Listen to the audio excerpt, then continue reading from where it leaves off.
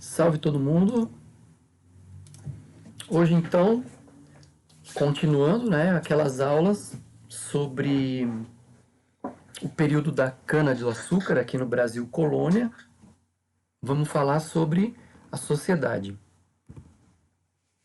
Tá. Vocês já viram, vocês já entenderam que essa produção da cana-de-açúcar no Brasil, ela acontece no Nordeste brasileiro.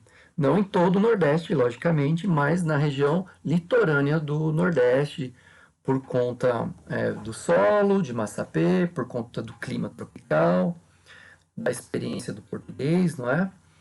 Por ser um produto bem quisto na Europa, por ser uma especiaria, né? Certo.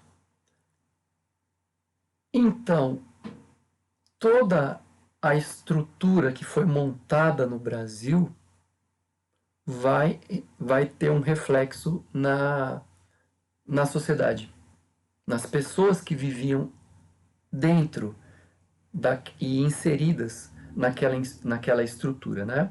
Que vocês viram lá, do engenho, da Casa Grande, da senzala, da plantação, da casa de moenda e etc. Né? Todas as fases que vocês viram no vídeo anterior. Então, toda a sociedade está montada, pensada para essa estrutura funcionar, para gerar impostos para Portugal e para defender a terra contra possíveis invasões. Então, que características que são essas que vão ser reflexo dessa empresa açucareira, né? Essa empresa açucareira vai ter um reflexo social. E quais são as características dessa sociedade? Primeiro, estratificação, ou seja, uma camada dividida em estratos sociais, em classes sociais, em castas sociais. Né? Normalmente a gente representa lá pelo triângulo que tem lá as faixas, não é? No caso do Brasil aqui, vocês vão ver que basicamente são senhores de engenho e os africanos escravizados. Uma pequena faixa, muito pequena, de militares e religiosos, né? Cristãos, mas estratificada, dividida em estratos, né? É uma sociedade, portanto, rígida. O que significa dizer que a sociedade é rígida? Significa que não tem mobilidade, não tem mobilidade social. Se a pessoa ela nasce na condição de escravizada, jamais ela vai se tornar um senhor de engenho. E o inverso também é verdadeiro. Se a pessoa nasce numa condição de senhor de engenho, que vive na casa grande, jamais ele se tornará um escravizado. Daí a característica da estratificação rígida. Em relação a essa segunda característica que a gente está vendo aqui, ó, ela é ruralista, ou seja, ela funciona a partir de um ambiente rural. Né? A sociedade é muito mais ruralizada do que urbana ou citadina. Né? Na história do Brasil, a maior parte da população vai passar a viver em cidades a partir da década de 50 do século XX. A gente está no comecinho da história ainda, né? Então, a maior parte da história do Brasil, a sociedade foi ruralizada. Há muito pouco tempo, guardadas devidas proporções, o Brasil se tornou muito mais urbano, considerando os dias de hoje, né? Então, essa característica é uma característica fundamental para entender a formação do pensamento social, da distribuição social do Brasil. Outra característica, patriarcal. Não é? A palavra patri, ela é uma variante do latim que gera no português palavras como padre, pai, patrão, pátria, padrinho, apadrinhamento. De certa forma, todas elas estão associadas à figura do homem, pátria, pai. Portanto, ele é o chefe, ele é o dono, né? Ele é o dono da empresa, do engenho, ele manda na família, ele manda nas leis, justiça, corregedoria, escravos, etc. É uma sociedade patriarcal, né? Paternalista, que tem como figura central o homem. O patrocinador, né? Aquele que banca a estrutura. Outra característica, aristocrática. A palavra aristocrática vem do grego aristói. Aristóis são os melhores. Então, uma sociedade aristocrática é aquela que considera que os melhores comandam os demais. E no caso do Brasil, da sociedade do engenho, os demais são os africanos escravizados. Tá. E como que funcionava basicamente ali o local, né, onde eles viviam? Então, basicamente existia uma casa grande, que ficava normalmente no lugar mais alto, e existia a senzala, não é?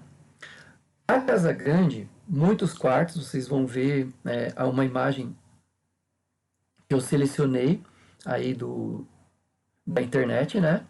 Então, muitos quartos, casa ampla, arejada, para muitos filhos, para muitos agregados, para a família. Agregados entendam, por exemplo, um cunhado ou um tio. Então, para a elite local, né? Quem comandava e quem era o dono daquela casa era o senhor de engenho. Era o dono não só da casa, mas de toda a estrutura, de toda a empresa açucareira, né? E esse indivíduo necessariamente era um latifundiário. Lembra da lógica das capitanias hereditárias, né? Um latifúndio é uma porção de terra gigantesca, que muitas vezes naquele período alguns senhores de engenho nem conhecessem, né? Eles nem viriam a conhecer o limite qual a fronteira, qual é o fim da sua terra, né? Porque isso demandaria eles se embrenharem no meio da mata ao longo de quilômetros e quilômetros e quilômetros, atravessando aquilo que hoje a gente chama de estados, né?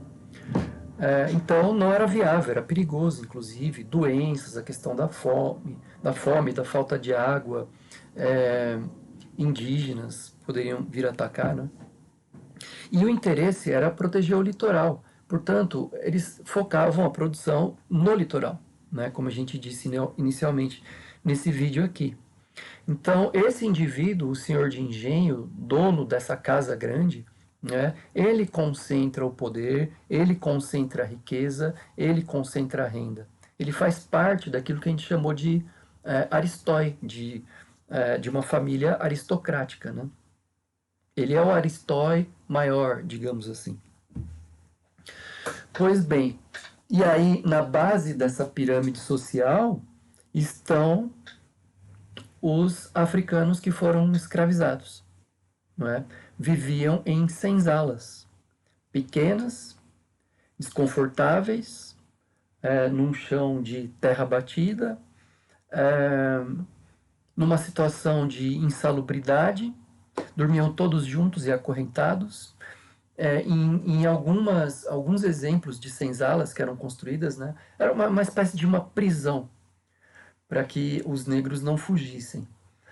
Em alguns exemplos, né, de senzalas, elas eram construídas com portas baixas e entradas estreitas para dificultar a passagem. As pessoas teriam que se agachar para conseguir entrar ou sair. Acorrentadas com essa lógica do espaço, né, do local, então é claro que isso dificultava a fuga. Normalmente a senzala voltada, a entrada da senzala voltada para um pátio principal, onde as pessoas circulavam, dificilmente as portas voltadas para o fundo, de frente para a floresta ou de frente para o canavial, Lembra que é a lógica do controle, né? A Casa Grande ela é colocada num lugar mais alto para vigiar e punir os negros que viessem tentar escapar. Portanto, é numa vida é, voltada para o maltrato, para a tortura, para a chibatada, muitas vezes amarrada num pelourinho, muitas vezes marcando a pele em brasa, enfim, vários absurdos. Entre homens e mulheres também, crianças e tal. Aí tá a imagem que eu disse, né? Então aqui, então vocês estão vendo um engenho típico, né? Ó, tem a plantação, aí tem a capelinha aqui no canto, tem aqui a moenda, né? Nesse caso a moenda, o moinho de água para fazer a garapa, né? O caldo da cana, o purgar, enfim. Aqui tá a casa grande. Ó, uma casa ampla, alta, com muitos quartos, muitas janelas, muitos quartos, né? Muitas janelas, muitos cômodos. E aqui a senzala, né? Mais comprida, porém menor, de frente para esse pátio principal onde circulavam, né? As pessoas. E aí a sociedade funcionando e circulando ali. Ó, repara aqui na capelinha, né? O crucifixo, a gente vai comentar sobre isso já, a presença do cristianismo que foi trazido para cá. Tá. Então vocês viram que a condição dos negros era difícil, né? Como eu disse, era insalubre. E basicamente os historiadores identificam duas formas de resistência, né, a essa escravidão, a esse maltrato. Ou uma resistência passiva ou uma resistência ativa. Entendam como resistência passiva, por exemplo, o escravizado fazendo corpo mole, muitas vezes o escravizado se suicidando, não é? Agora, de forma ativa quer dizer quando ele age, não é? Então, ele assassina ou o filho ou a filha do senhor, ou o próprio senhor, a esposa, algum familiar, não é? Então, ou ele agride, ou ele coloca fogo no moinho, ou fogo alguma dos objetos do engenho que representariam o desenvolvimento de uma das fases para chegar até o torrão de açúcar, né? Então, resistência passiva e resistência ativa. Só que é claro que tanto num caso quanto no outro, quando eles eram pegos, eles eram maltratados, né? Porém, essa resistência acontecia, né? Não eram todos cabisbaixos. E uma forma muito conhecida e clássica, digamos assim, de resistência dos negros foi a formação dos quilombos. Né? Então, os quilombos eram comunidades que estavam embrenhadas no meio da mata, escondidas, normalmente, dos senhores de engenho. Então, as pessoas que conseguiam fugir seguiam tentando encontrar esses quilombos. Muitas vezes elas sabiam da notícia de onde esses quilombos se localizavam. Eram vários quilombos, tá? E o principal deles é o quilombo de Palmares, liderado por um indivíduo chamado Zumbi. Então, o quilombo acaba sendo uma forma de resistência dos negros.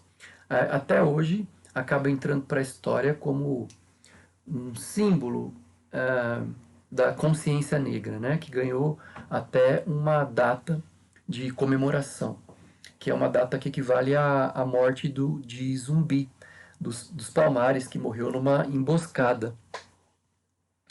E esse quilombo ficava na divisa entre Alagoas e Pernambuco, e ele foi cercado, Zumbi foi assassinado, e aí chegamos no dia 20 de novembro, que é o dia da consciência negra, fazendo referência à morte do Zumbi, né? Aí eu coloquei dois cartazes aqui, né, para ilustrar. Então, lembrar a resistência do povo negro para avançar na luta por uma sociedade livre de toda forma de opressão, né? Ou seja, eram oprimidos na sua língua, na sua expressão de religiosidade, nas suas danças, na, enfim, na sua cultura de forma geral, né? Passando pelo processo da aculturação. Então a cultura deles não é boa. Boa é a do europeu, né? Que fala português, que é cristão, que tem a sua lógica de entendimento de mundo e que impõe isso para o negro ao longo da história. E aí então essa visão passa a ser reconsiderada e a ponto de então o dia 20 ser lembrado como o dia da consciência negra, como uma forma de luta contra um histórico de opressão e de abusos, né? Físicos, psicológicos, tal. Tá. Falta falar do último elemento aqui, que é, lembra que eu mostrei a capelinha, né? Que tinha a capela com o crucifixo, e tal. Volta lá na Europa um pouco antes dessa formação desse Brasil colônia, né? Então, vamos fazer a história reversa aqui. Então, a cana com essa sociedade foi produzida para poder proteger contra as invasões e gerar impostos para Portugal. Por que as invasões estavam acontecendo? Porque as terras foram encontradas. Foram encontradas em que contexto? No contexto da expansão marítima. Enquanto acontecia a expansão marítima lá na Europa, vocês viram que também aconteceu o Renascimento, que aconteceu a Reforma Protestante e a Contra-Reforma. Lembra lá no passado da Contra-Reforma, se decidiu, entre as várias decisões, né, do Concílio de Trento, se decidiu a formação da Companhia de Jesus. Quem estudava na Companhia de Jesus se formava jesuíta. Quem se formava jesuíta saía pelo mundo com a missão de catequizar, de cristianizar os povos encontrados nas grandes navegações. E no caso do Brasil não foi diferente. Então, jesuítas, vindo da Companhia de Jesus, entravam nas embarcações, chegavam aqui no Brasil e atuavam para a difusão da fé cristã, mais precisamente da fé católica, né? E isso, como eu disse, gerou a aculturação dos indígenas e dos africanos. Tudo bem? Jesuítas faziam parte, religiosos faziam parte dessa sociedade estratificada. Então, no topo, senhores de engenho, na base, a esmagadora maioria de escravos, e numa faixa muito estreita entre os dois elementos, os jesuítas, os religiosos católicos. E é mais ou menos isso, gente. Valeu!